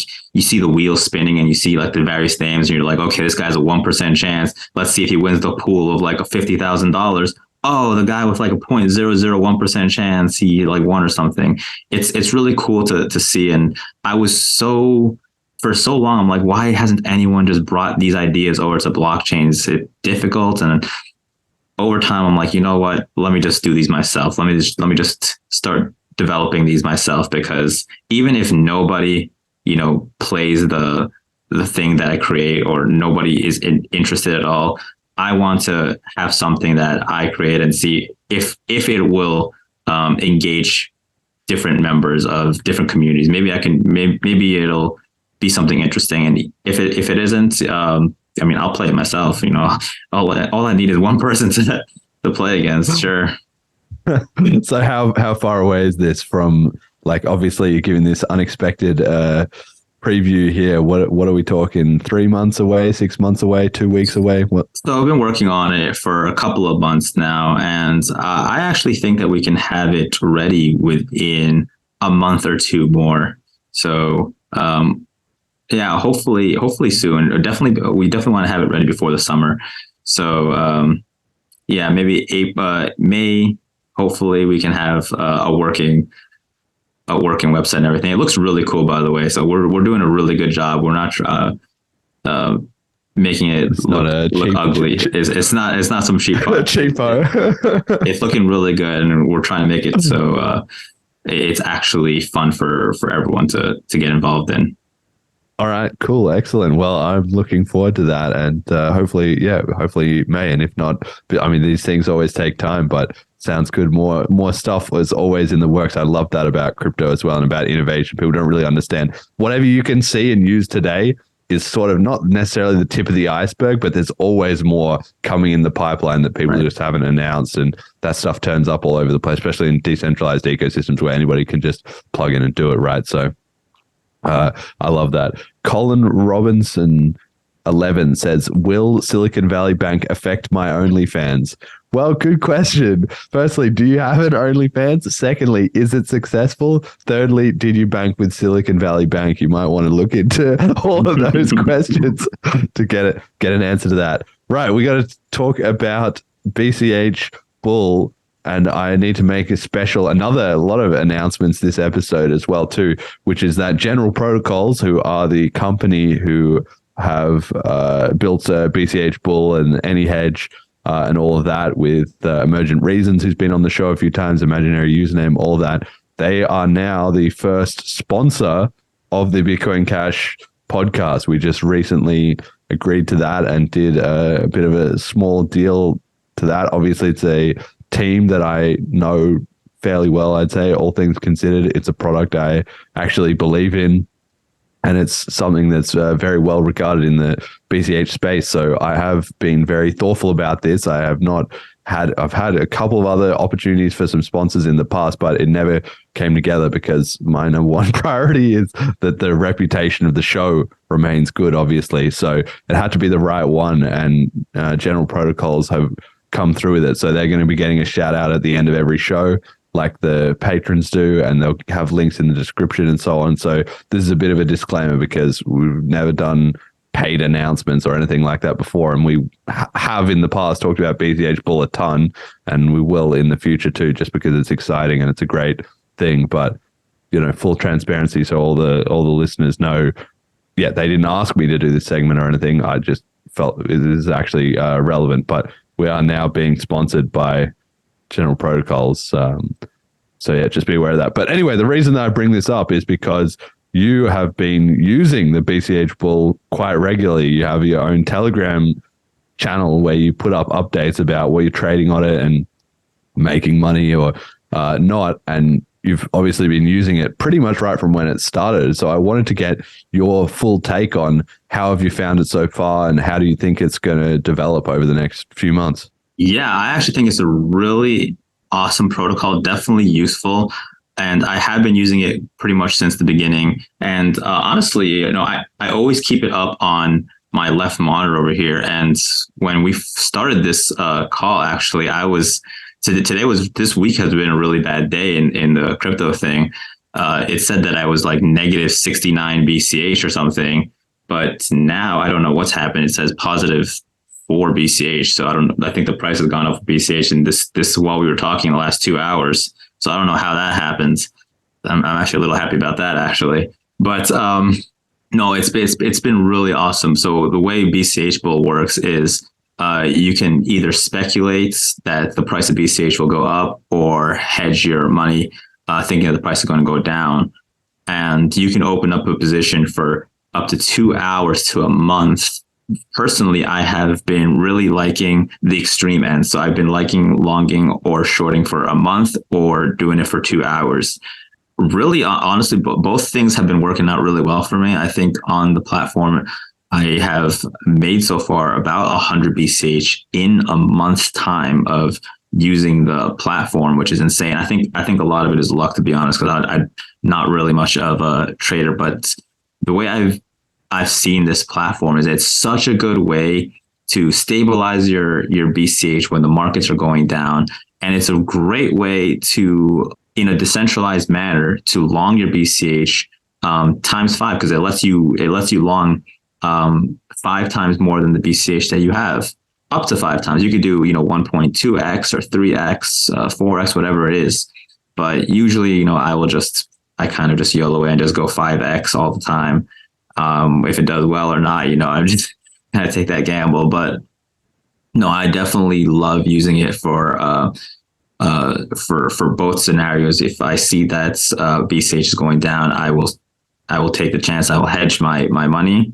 And in a bull market like I'm hoping that we're in one right now, that hopefully we're at the start of a bull market. It's a great way to bet on BCH doing well with money that you don't have. So, and in a decentralized way, and one that seems contractually safe. With BCH Bull, when you're longing or shorting, there is always a contract on the other side that is taking the opposite side bet. So it's the money is there. We've seen some good growth in their usage and stuff. I actually didn't pull it up for this show, but I should. We'll show it at some other time. With Bitcoin Cash, Audis made some charts. We started analyzing the blockchain to show the growing values as people were getting more and more use out of it. And I think your little community is one example of, because you're not affiliated with BCH Bull, right? You've just started that independently, and people are starting to get involved and use it. So clearly it's a useful product, because there's also opportunities for people who are involved. So I'm just saying, listeners to the show, if you want to get involved in this, you can, obviously at your own discretion, do your own research, yada, yada. But you can essentially make money on the fact that either you can hedge or long at the right time, but also the premiums, because the BCH Bull wants to balance out who is hedging and who is going long, right? So you can get scenarios where they will essentially pay you to take one or another side of a bet if they're imbalanced, and then your risk on the bet is reduced because they're essentially giving you a discount to encourage that. Can you talk a little bit about that and how you've been, trading? Right. So right now the premiums work a little differently than they did a few weeks ago. So the way BCH Bull worked about 2 weeks ago, or about a week and a half ago, maybe, was, if you wanted to have a long position for 2 hours, it was always kind of like a flat rate of like $50 fees.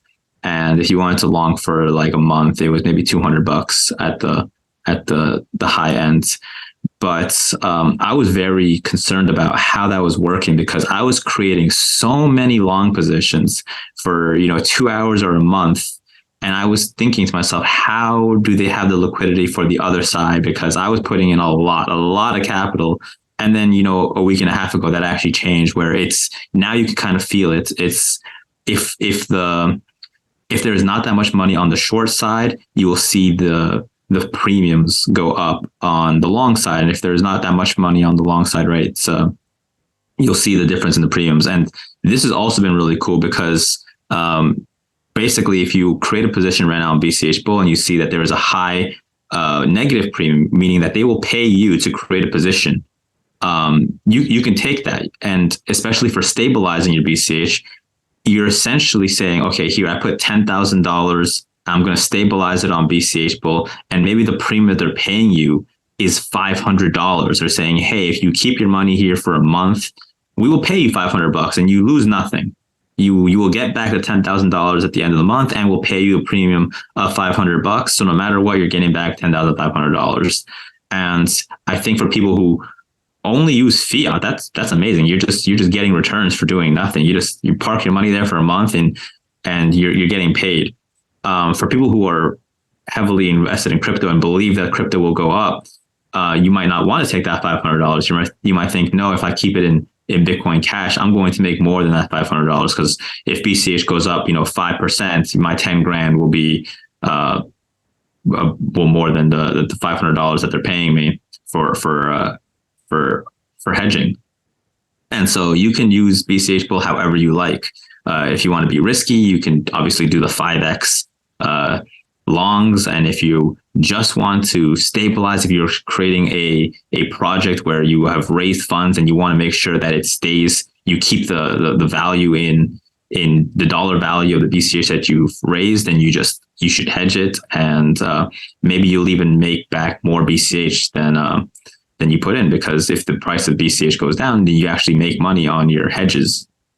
On your hedges. Yeah, and I think this is just amazing, because this is doing two really important things. One, is it's providing economic incentives and reasons for people to come into the Bitcoin Cash ecosystem in a sort of snowbally way, right? The more these premiums are available, the more people that are going to try it out and be like, this is cool and I'm making money. And then the word is going to spread, and then more people come in, and then that increases the liquidity, which makes it a more useful tool for everybody, and it compounds on itself. So I think it's smart there. And it's also just amazing because it's the best example right now of on-chain smart, like, what do we call it? Smart transactions with which is going to be boosted up with cash tokens. The idea that, okay, so we've got the SmartBCH, smart contracts and all that going on, but we can also have it going on main chain. And as general protocols can prove out that model, hopefully we'll see more and more companies come in to build all kinds of different tools in the same way. But you always need to have that first adopter who proves it's possible and does some of the early work in creating the libraries and infrastructure and so on. And there's a lot of good work going on there, which the community is going to benefit from massively. So I also just wanted to bring this up in this episode because obviously we talked about all the stable coins and all the risk of all the different financial system and everything collapsing and going to shit. Well, that's exactly the problem that this is solving. So I think we're in a good space in our ecosystem, having a innovative, solution focused on exactly that, because it's only going to become more and more relevant over time. All right, we got community comment of the week. It comes from Molecular. Shout out to Molecular, who is a frequent chatter in the Telegram, and I know has donated to the show in the past and stuff. Great contributor, long time crypto OG. So, firstly, he said, or use real crypto in the middle of another discussion, and then quoted himself saying, remember how people asked, but how can I swap it to real money? Looking forward to hear, but how can I swap CBDCs to real crypto? Fucking fake fiat crypto. So it was this point that one of the early things you would hear over and over in Bitcoin, you still do to some extent if you introducing people, as they say, how do I get back real money? Because to them, the crypto is not real. Their fiat is real, and they're going to cash one out to the other. But as we see CBDCs on the rise, and as we see stable coins melting down and having problems, as people become more and more sophisticated about the financial environment they're in, people are going to start to value real crypto, and crypto is going to be the real money, because everybody's going to know, well, CBDCs can be censored, or they can be deleted out of my account, or I might have my money in my bank account, but that might get Silicon Valley banked away on a weekend when I'm not paying attention. So the narrative is flipping in that regard, and I think that's a very, very bullish thing. What do you think? I think that this is a tremendous way of looking at crypto. I think the more that people start utilizing crypto for transactions, they will start realizing that this is a real form of money. And right now, people still look at crypto as a way to just kind of make money, kind of like a stock market type thing, where they're just pouring money into something that they think will go up. But and if you think of crypto in that way, you're gonna just call it like, oh, it's fake money, it's monopoly money, what they say. And but no, like eventually, like if people start utilizing these cryptocurrencies, if they start using Bitcoin Cash to pay for their meals, pay for their rides, pay for all the things that they buy on Amazon, they are going to start looking at it completely differently. It's a way that you can have possession of your money and have it available to you all the time without having to go to a bank and ask for permission to withdraw your own money, and ask for permission to even deposit money. Because I've had this problem too, where I've had to go deposit money for my parents, and I go to the bank and I say, okay, look, I have $10,000 in cash. Can I just deposit it? They say no. What do you mean no? Why can't I deposit money into my parents' account? It's like, well, it's not your account. You can't deposit money into their account. You got to make a bank account. You got to have an account with us, then deposit it into your account, and then transfer from your account to their account. And if you want to make an account with us today, well, you got to schedule an appointment, come back like next week. And it's a whole headache. Like what is going on? Like I just want to deposit the money into the account so I can spend it on things like it. And the way the economy works nowadays is everything is virtual. Everything you do it online, so you don't want to carry a fiat currency. And when I'm out with my friends and we're splitting the bill at a restaurant, And I'm like, oh yeah, here's $40 in cash for my part. They're like, cash? Can't you just Venmo me or send it to me on PayPal or something, or Cash App? They're like, I don't want to have cash. Gonna have to go to the bank and deposit it and then turn it into virtual currency. Whereas crypto solves this whole issue. It's virtual currency. You can use it for anything, and you don't have to ask for permission from anybody on how you spend it, and you don't have to be worried that there might be a bank run and they don't have your money. So yeah, of course. In my mind, crypto is real money and fiat is fake money. It's monopoly money. It looks exactly like monopoly money too. So looks don't lie. So we got meme of the week as well. This one, I've called it Krugman's Revenge. It comes from Foobar, who has got 2 quote tweets from Paul Krugman. So Paul Krugman is this very famous economist who is very well known, especially in cryptocurrency, because in 2014, 2015, 2016, he spent a lot of time bashing away on Bitcoin, saying it was never going to work. It was a Ponzi scheme. It was guaranteed to fail, blah, blah, blah. And of course, the Bitcoin community at that time were like, this is just exactly the same as everybody saying the internet isn't going to work. And here we are a few years later. And of course, crypto's had a lot of problems, a lot of ups and downs, but it's still here, still kicking ass. And Paul Krugman has been proved completely wrong, but he has illustrated that problem himself. There's a tweet here from January the 21st, 2018, and he wrote, "Cryptocurrency lets you make electronic transactions, but so do bank accounts, debit cards, PayPal, Venmo, etc. All these other methods involve trusting a third party, but unless you're buying drugs, assassinations, etc., that's not a big deal." So that was his position then. And then he made a tweet March 8th, 2023, just the other day. He said, "Too busy to tweet, but not to vent. I've been using Venmo for years, but now it won't allow me to make payments. I spent a long time in chat with representatives, and they told me they can't explain why or fix it. The software has taken control." End quote. So Foobar has just highlighted this hypocrisy by putting those 2 tweets next to each other and saying it's a miracle these people can tie their own shoes. And that's essentially what it comes down to, right? The whole point of crypto, the whole value of permissionless money, blah, blah, blah, blah, blah. So many people, and like Paul Krugman is a classic one, see there's no need for it. My existing solution works fine. Well, it works fine until it doesn't. And then suddenly shoes on the other foot. But of course, I doubt he'll be making a big admission that Bitcoiners were right the whole time anytime soon. But his actions speak louder than his words. And it was just funny because a load of people piled in and said, "So were you buying drugs or assassination?" Because apparently those are the only 2 things he needed for. But it sounds like he's going to need it too, because he can't buy shit with his Venmo account anymore. So that one just gave me a good laugh.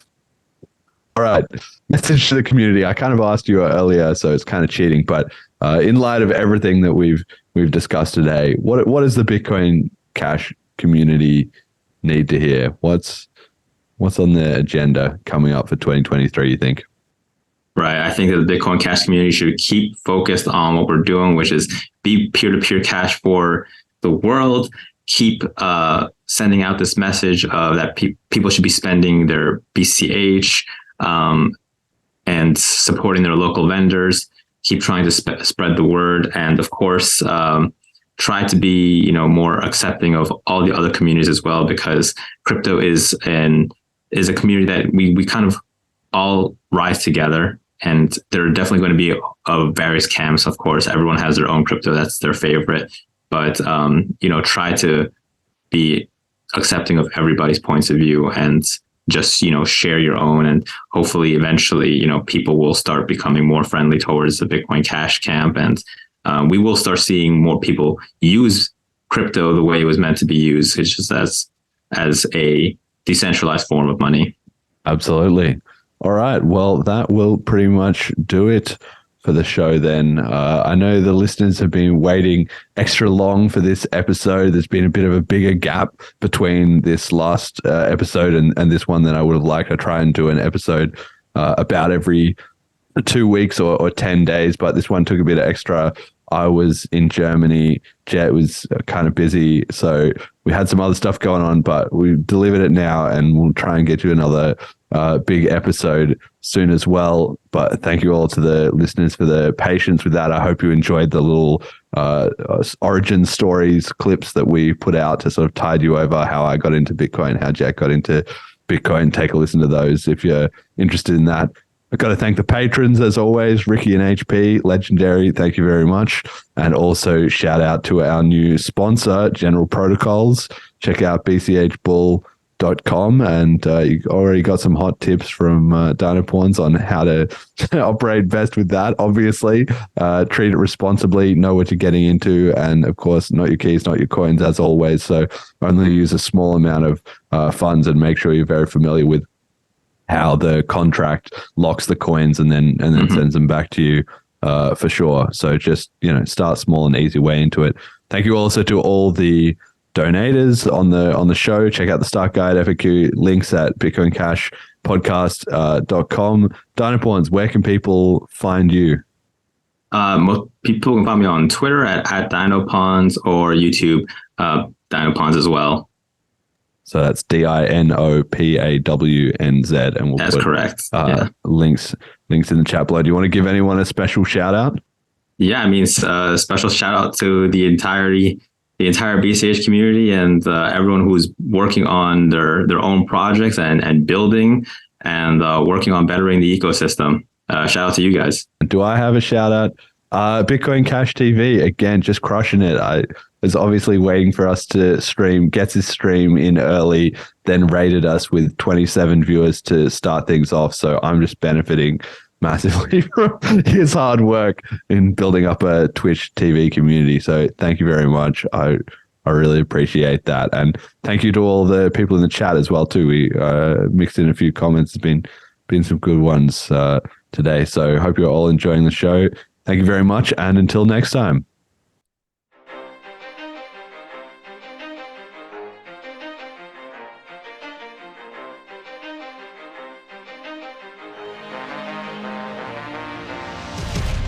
The greatest story the world has ever known. The rise and rise of Bitcoin. 2022. A single chance for the world, a single moment in time. Bankers captures all our crypto.